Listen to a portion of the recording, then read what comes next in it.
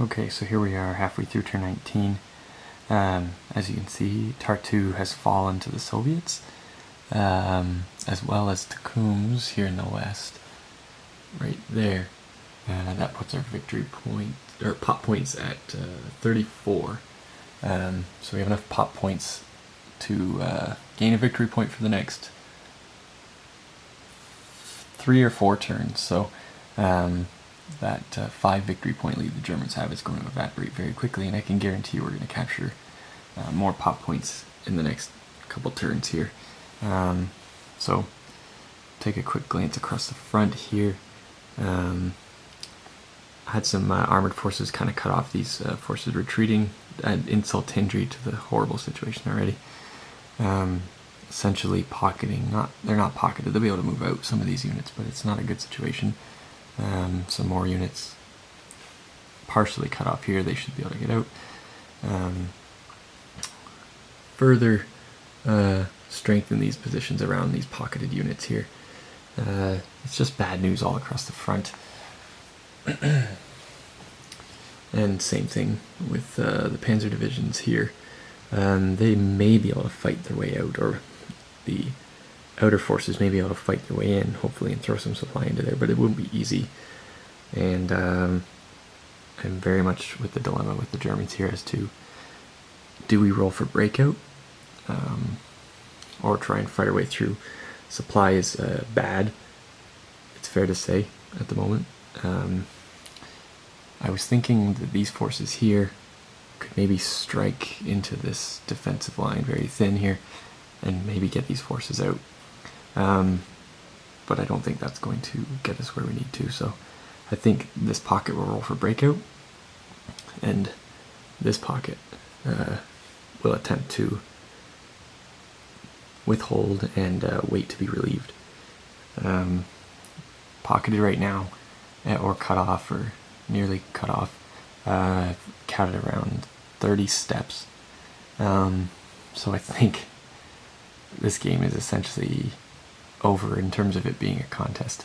It's probably been over for a little while now. The Germans have been melting.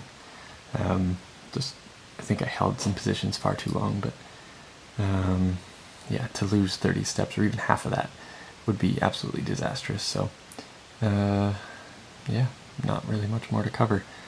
I think I am going to keep playing. We'll get to some sort of conclusion here. We'll see. If Riga falls soon, I might call it a day if that happens. So I think the Germans will abandon here. They need to abandon here, obviously. We further put a, I don't know what you would call it, a speed bump in their way in trying to relieve these forces with another infantry division that's crossed the river there. So this force will probably pull back to Riga. We still need to try and free up some space there. If we can get those panzers out of there, and maybe we can roll around to here and try and hold on to Riga. But it doesn't look good. And the Russians have even more reinforcements coming. I think they have another army joining these forces already on the map soon. So bad news all around. So alright, we'll get on with the German turn. It's going to be a lot of running and rolling to see if these guys are dead or not, I think. So alright, let's see what happens. Alright, currently working on the German half of turn 19, but just want to check in with a couple things here. I did opt to roll for breakout for the panzers as well as the infantry, and it's gone spectacularly well. Of 29 steps across the map that attempted breakout, 21 of them succeeded. And these are some of the units that succeeded in the breakout attempt. I have to find out when they'll be returning. These were 2 failed, and very minimal amount of infantry failed, and those units are already returning in the next 2 to 5 turns. There's where we are now. So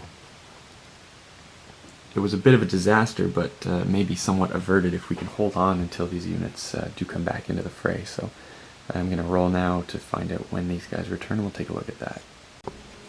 Alright, and here's the results of the breakout and when these units will return. The Germans won't say no to an improved reinforcement schedule when they thought they may have lost these units.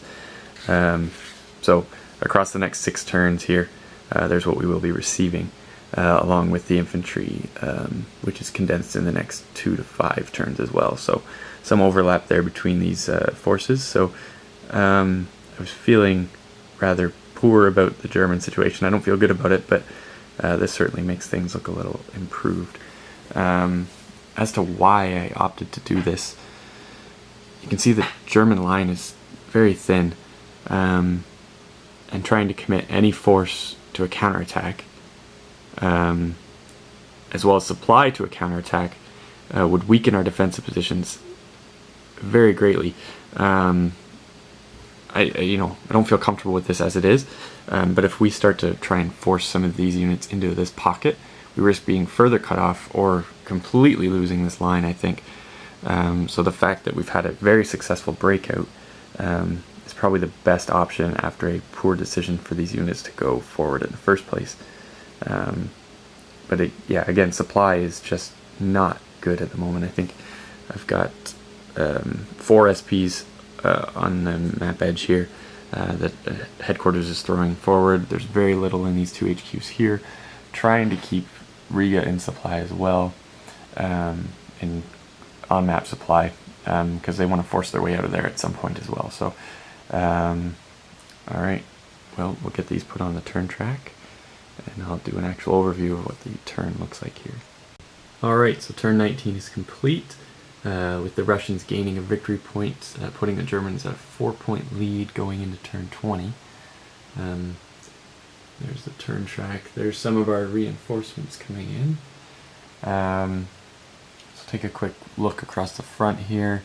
As we said, Estonia is essentially done. Tartu's fallen. A very small amount of German units defending here.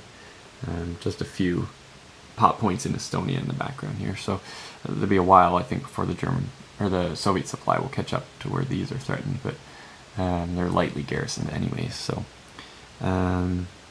Really not a lot to speak of. The Germans pulling back, this is where we really want to take a look, and fortifying the Riga area. The front line here is hedgehogged pretty much all the way along. We've got some prepped back here. These defenses aren't final state, and we want to pull some forces together if possible to push a counterattack out towards Tukums and try and free up a rail line in to Riga.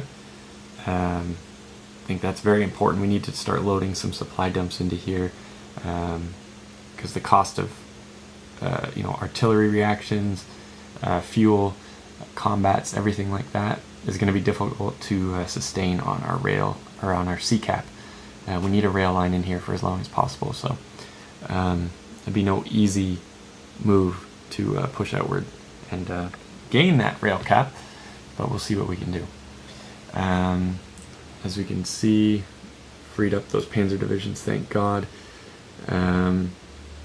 That line is thin though, and I've kind of brought some units that were over to the edges here in behind to give us a better position on our bridgehead across the river there. Have a few reserves set up. It's not a good situation though. I'm wondering when these forces need to swing over and join the Riga forces here, whether we willingly start pulling back and defending these ports, as I've talked about before, or we hold that line. I'm not really sure what to do. I think pulling back would be dangerous because we'll be overrun in the fields here,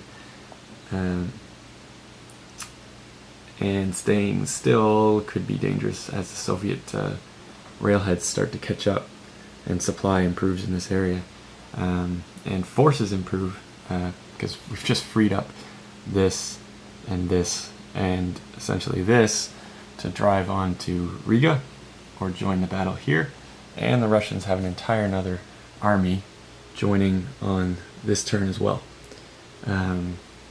They can go to the Narva box and come in at hex I after the event is triggered, but likely we will just place them now. We're not going to need them to join in behind the enemy lines there, so they will join the map here, and they'll probably strat mode along this path and join in the battle here, which will be overwhelming. That gives us an entire army to push into this open area here. There'll be a few turns before they're anywhere near there, but there's a lot of units here who can join in the fray. So, alright, that's it for turn 19. Rolled for initiative, and the Soviets, or the Germans, won. And I think they're going to let the Russians go first to avoid a Russian double turn going forward. So I talked about wanting to change the dynamic of those initiative rolls, and the Germans have done that, I guess, to some extent by their pullback here. So, alright, so we'll go into turn 20, and the Soviets will be going first.